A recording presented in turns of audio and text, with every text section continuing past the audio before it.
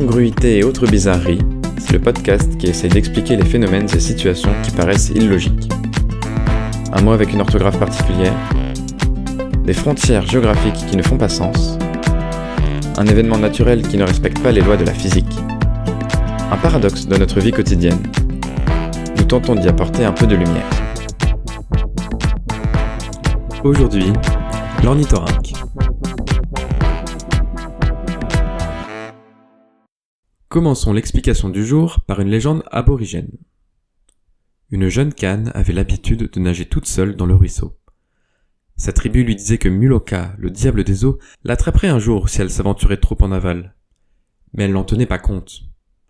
Un jour, après avoir nagé sur une certaine distance, elle atterrit sur une berge où elle vit de l'herbe verte et jeune. Elle s'en nourrit quand soudain, Bigoun, un immense radeau, surgit d'un endroit caché et s'empara d'elle. Elle se débattit, mais en vain. « Je vis seul, dit-il, et je veux une femme. »« Laisse-moi partir, dit la cane. Je ne suis pas là pour toi. Ma tribu a déjà un mari pour moi. »« Si tu restes sans poser de problème, je ne te ferai pas de mal. Je me sens seul ici. Si tu te débats davantage ou si tu essaies de t'échapper, je te frapperai sur la tête ou je te transpercerai avec cette petite lance que je porte toujours sur moi. Mais ma tribu viendra te combattre, et peut-être même qu'elle te tuera. »« Ils ne viendront pas. Ils penseront que Muloka t'a capturé. Et même s'ils viennent, je suis prêt. » Et il montra à nouveau sa lance. La cane accepta finalement de rester. Un jour, elle finit cependant enfin par réussir à s'enfuir et à retourner parmi les siens. Alors, comme tous, à la saison de la ponte, elle se fit un nid et couva ses œufs. Mais lorsque les œufs eurent éclos, ces canetons ne ressemblaient pas à des canetons. Au lieu de plumes de duvet, ils avaient une fourrure douce.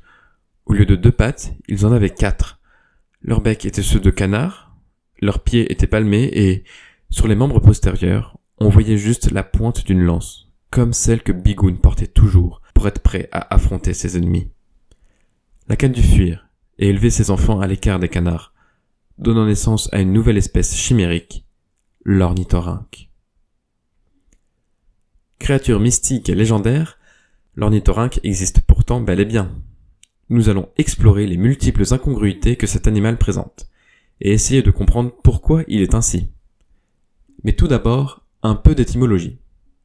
Lors de sa découverte, l'animal fut appelé platypus par les Anglais, nom composite dérivé des mots du grec ancien platus, qui signifie plat, large, et poius, voulant dire pied.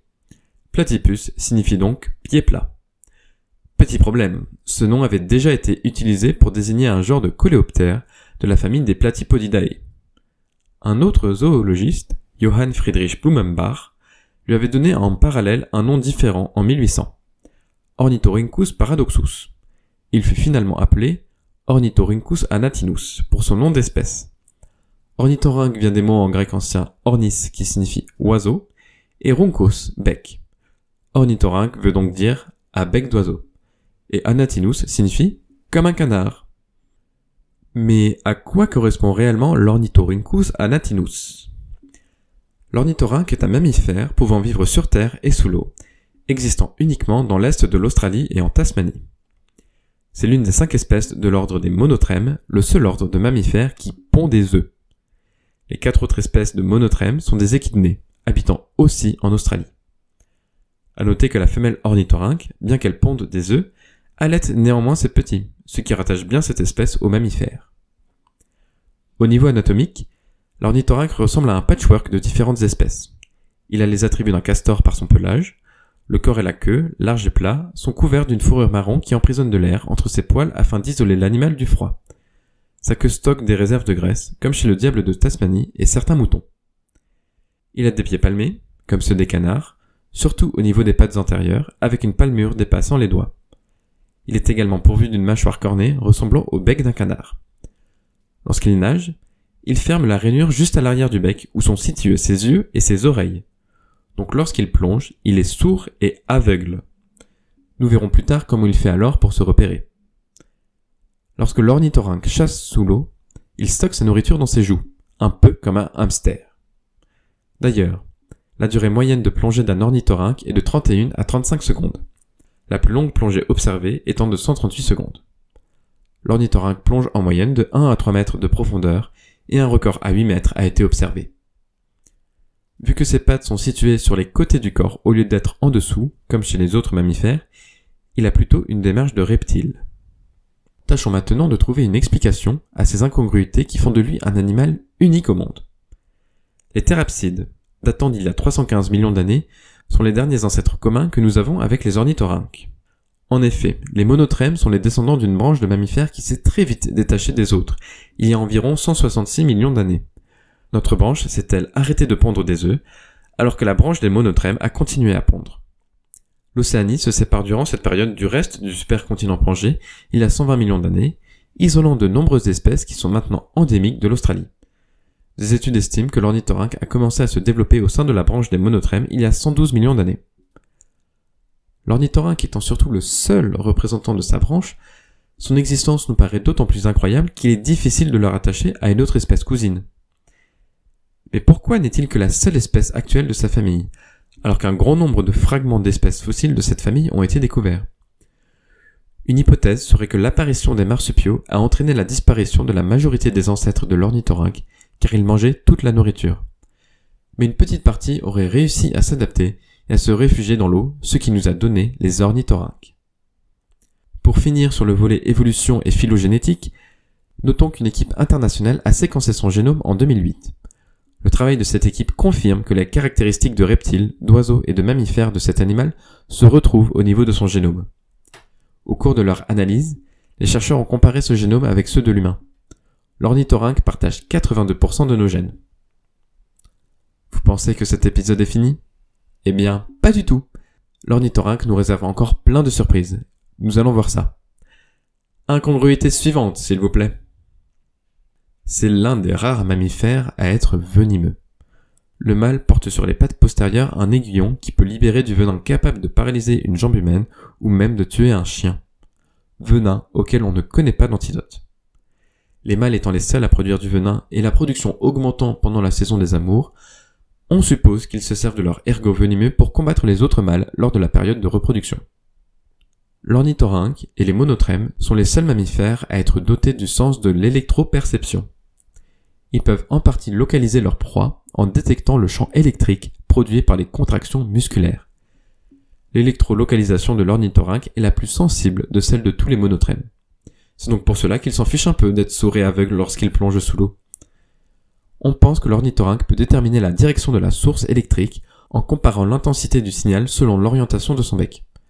Ceci expliquerait les mouvements caractéristiques de va-et-vient de la tête pendant qu'il chasse.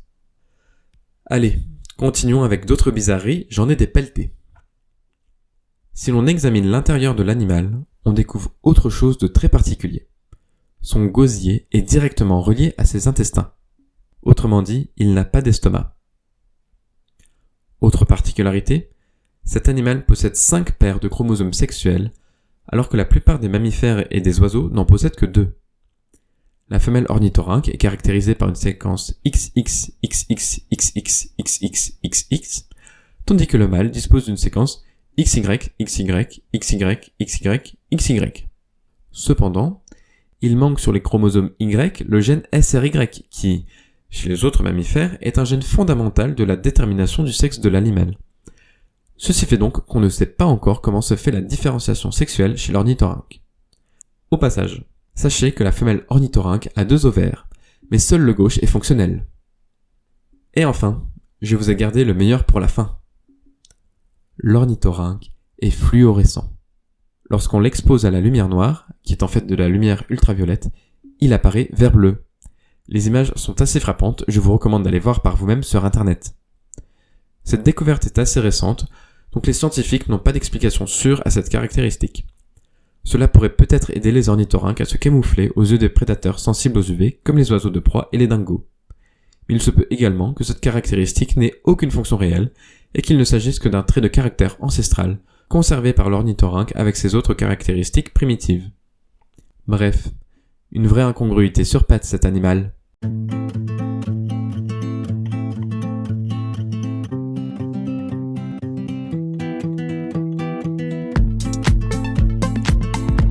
Chers auditeurs, l'épisode de votre podcast Incongruité et autres bizarreries est maintenant fini. Vous pouvez retrouver tous les épisodes précédents sur votre plateforme d'écoute. N'hésitez pas à nous partager les incongruités que vous rencontrez dans votre vie. Elles feront peut-être l'objet d'un prochain épisode. À très bientôt.